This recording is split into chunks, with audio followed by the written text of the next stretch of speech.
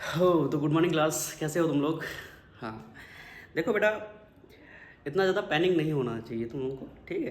कोई भी टीचर आता है, जैसे न्यू टीचर है, तो उसको थोड़ा टाइम दो, वो तुमको समझे, तुम उसको समझो, ठीक है। थोड़ा सा टाइम दिया करो, ऐसे पैनिक नहीं हुआ जाता, ठीक। और फिर भी मैंने स्कूल छोड़ा है, तुम लोगों को नहीं छोड़ा है। अगर कोई डाउट हो तो व्हाट्सएप नंबर है, ग्रुप है, ठीक है। उस ग्रुप पर अपने डाउट पूछ सकते हो, सेंड कर सकते हो, मुझसे पूछ सकते हो। परेशान होने की कोई ज़रूरत नहीं, ठीक है। फिर भी मैं वीडियो बनाए दे रहा हूँ, और मैं ये बताना चाहता हूँ कि यहाँ पर कोई मैं परफेक्ट यूट्यूबर तो हूँ नहीं, ठीक। तो ऊपर नीचे कुछ भी अगर हो जाता है तुम लोगों से, सॉरी, हम लोगों से, तो तुम अपने हिसाब से एडजस्ट कर लो उसको। और हाँ, ये भी है कि मैंने ऑनलाइन क्लासेस के बारे में भी सोचा था, लेकिन वो एक लेंदी प्रोसेस है। उसमें वाईफाई यूज़ होगा, फिर तुम्हारे जो गांव साइड है उसमें भी कनेक्टिविटी इतनी अच्छी है नहीं, तो इन्फॉर्मेशन अच्छे से कन्वे नहीं हो पाएगी। तो फिर ये मैंने आइडिया ड्रॉप कर दिया, ठीक। तो हमने सोचा कि एक ऐसी वीडियो बना दें, एक बेसिक वीडियो बना दें जिससे तुम लोगों का कल्याण हो जाए, ठीक है, तुम लोगों की चीज़ें समझ में आ जाए, ठीक। तो यहाँ पर हम जो चैप्टर पढ़ा रहे थे वो था मोशन।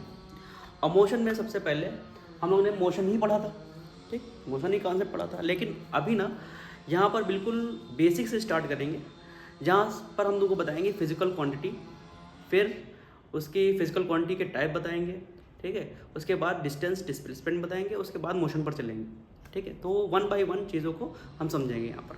तो सबसे पहले हम लोग चलते हैं मोशन टॉपिक पर, और सॉरी मोशन नहीं, फिजिकल क्वांटिटी पर चलते हैं। मोशन तुम्हारा चैप्टर का नाम है, मोशन, ठीक। और यहाँ पर क्या होगा, जो बच्चों ने उस टाइम नहीं पढ़ा था मोशन, ठीक, उनका भी क्लियर हो जाएगा, अगर वो चाहें तो पढ़ सकते, ठीक है। चलो देखते हैं। सबसे पहले हम लोग पढ़ते हैं फिजिकल क्वांटिटी को, और फिजिकल क्वांटिटी की डेफिनेशन को समझते हैं, ठीक। तो यहाँ पर लिखा हुआ है फिजिकल क्वांटिटी, ठीक। फिजिकल क्वांटिटी क्या है? Any property of a material, any property of a material, any property of a material or system, or system, or system that can be measured, that can be measured and quantified। अब quantified क्या होता है ये सब बताएंगे हम। quantified with a number, with a number, with a number is a physical quantity, is a physical, ठीक।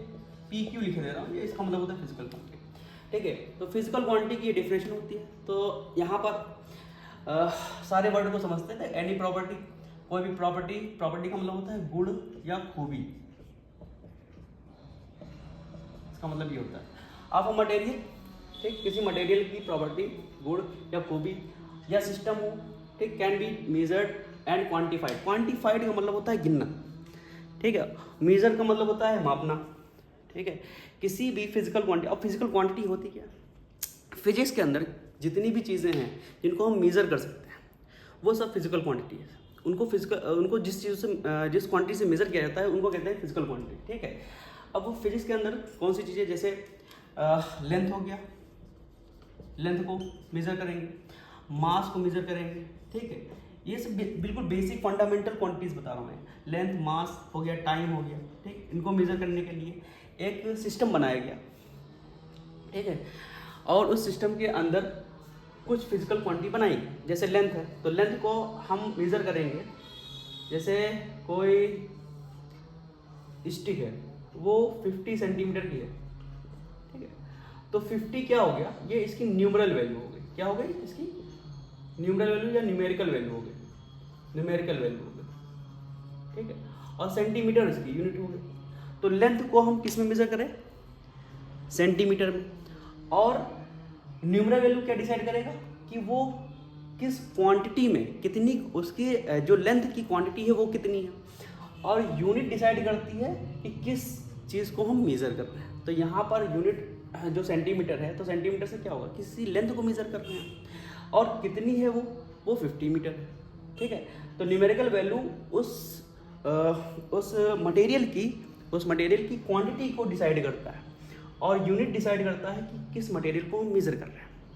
अब जैसे मास है, अब जैसे मास में क्या हो गया, जैसे तुमने चीनी खरीदी, वो खरीदी 50 kg, तो kg क्या डिसाइड कर रहा है, kg डिसाइड कर रहा है कि हमने किस मटेरियल को यहाँ पर मेज़र किया है, ठीक है। और वो कितना है, 50 kg।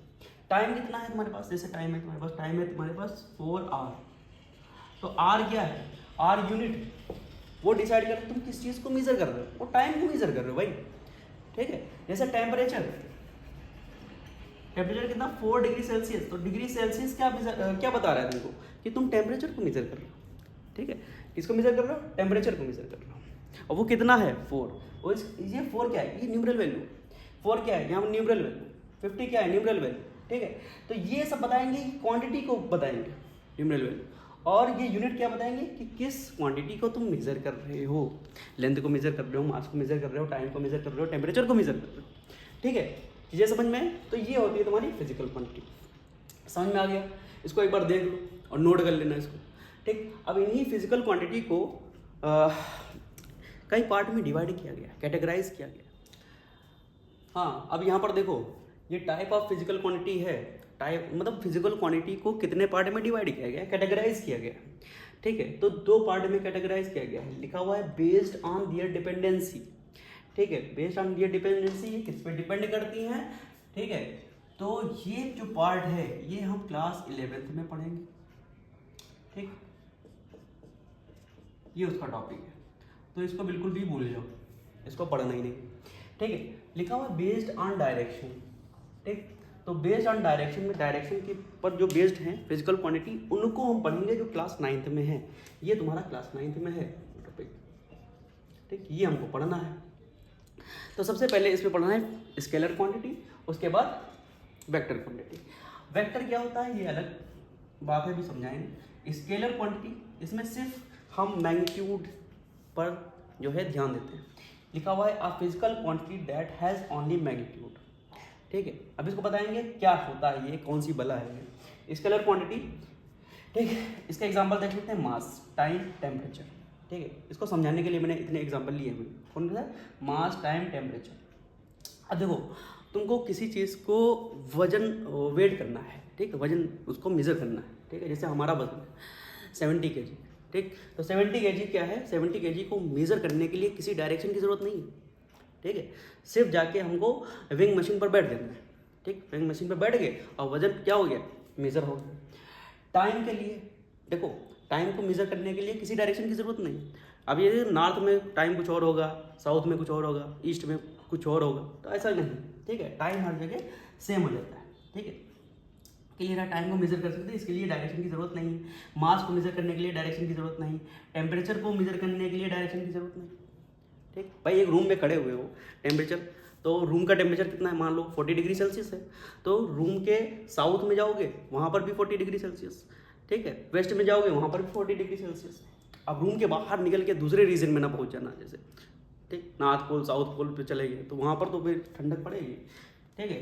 तो ये डायरेक्शन क्या है, डायरेक्शन एक पर्टिकुलर फ्रेम ऑफ रेफरेंस के लिए बता रहा हूँ मैं, ठीक, छोटे से रेफरेंस के लिए बता रहा हूँ, ठीक। तो टेम्परेचर क्या है, रूम टेम्परेचर, जैसे रूम के अंदर बैठे हुए तो चाहे साउथ में जाओ चाहे नॉर्थ में जाओ, ठीक, हर जगह क्या होगा, तुम्हारा टेम्परेचर सेम रहेगा और टेम्परेचर को मेज़र कर सकते हो, इसलिए वहाँ पर डायरेक्शन की ज़रूरत नहीं होती। मास को मेज़र करने के लिए भी डायरेक्शन की ज़रूरत नहीं, टाइम को मेज़र करने के लिए डायरेक्शन, तो वो क्वांटिटी, वो फिजिकल क्वांटिटी जिनको मेज़र करने के लिए डायरेक्शन की ज़रूरत नहीं पड़ती है, तो उनको क्या कहते हैं हम, स्केलर क्वांटिटी। समझ में आ गया, ठीक है। जो चीज़ तुम्हारे कोर्स में है वो पढ़ा रहा हूँ, ये तुम्हारे कोर्स में अभी नहीं है, ठीक है। फिर इसके बाद आता है वेक्टर क्वांटिटी। हाँ, अब बात करते हैं हम लोग वेक्टर क्वांटिटी की, ठीक है। ये क्या है तुम्हारे पास, वेक्टर क्वांटिटी, ठीक। तो वेक्टर क्वांटिटी को ऐसे समझो, इसमें मैग्नीट्यूड और डायरेक्शन दोनों चाहिए, ठीक है।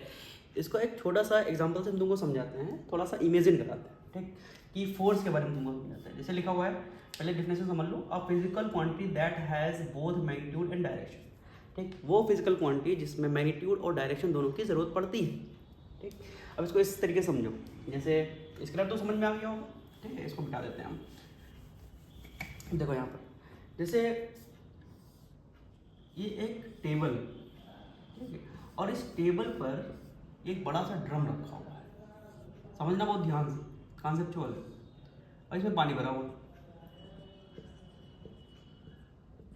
ठीक, तुमने दो जगह फोर्स लगाया, एक लगाया पॉइंट 1 पर, एक लगाया पॉइंट 2 पर। ठीक, समझना इस पर। तो तुम देखोगे ये जो बकेट है जिसमें पानी भरा हुआ है, ऊपर वाले पॉइंट पर फोर्स लगाने से जल्दी मूव कर जाएगा कि नीचे वाले पॉइंट पर। ठीक, तो तुम कॉमन सेंस लगाओगे यहाँ पर और सोच के बताओगे कि पहले पॉइंट पर अगर हम फोर्स लगा दें तो ये बकेट बहुत जल्दी मूव कर जाएगा, और दूसरे पॉइंट पर अगर हम फोर्स लगाएं तो ये बकेट मूव हो सकता ना ही करे। ठीक है, तो फोर्स के लिए डायरेक्शन का होना या पॉइंट का होना बहुत ज़्यादा ज़रूरी है, सही पॉइंट का होना बहुत ज़्यादा ज़रूरी है। ठीक, तो यहाँ पर तुम इस डायरेक्शन में फोर्स लगा रहे हो तो बकेट मूव नहीं मूव करेगा, लेकिन यहाँ पर इस डायरेक्शन में फोर्स लगा दो बकेट मूव कर जाएगा।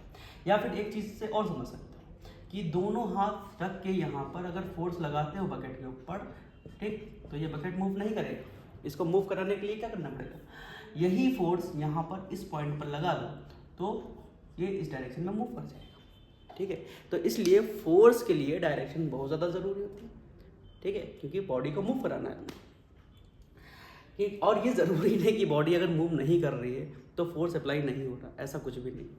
ठीक, तो फोर्स के लिए डायरेक्शन ज़रूरी होती है। वेलोसिटी जो पॉइंट है इसको इमेजिन कराने के लिए हमको सबसे पहले तुमको डिस्टेंस और डिस्प्लेसमेंट के बारे में बताना पड़ेगा। तो इसके बाद वाला जो टॉपिक है वो है तुम्हारे पास, वो है तुम्हारा डिस्टेंस और डिस्प्लेसमेंट। ठीक है, चलो अब डिस्टेंस और डिस्प्लेसमेंट पर चलते हैं। तो सबसे पहले हम डिस्टेंस को समझेंगे, उसके बाद डिस्प्लेसमेंट को समझेंगे। चलो भाई इसको भी निपटा देते हैं। तो ये तुम्हारे 3 टॉपिक क्लियर हो जाएंगे। ओके,